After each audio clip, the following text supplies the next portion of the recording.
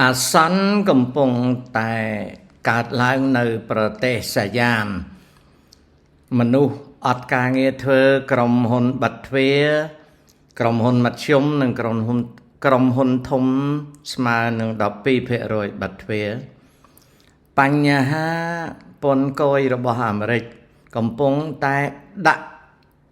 ការគៀបសង្កត់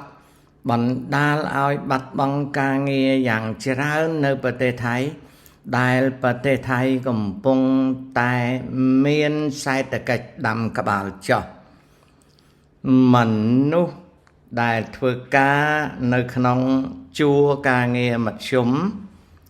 ត្រូវបាត់បង់ការងារដោយសារមុខរបររបស់ថៃមួយចំនួនត្រូវបិទទ្វារ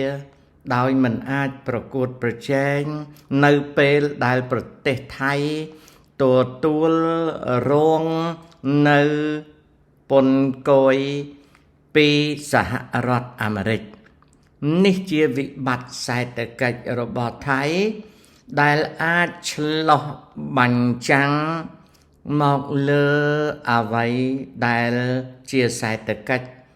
របស់ខ្មែរយើងផងដែរដូច្នេះ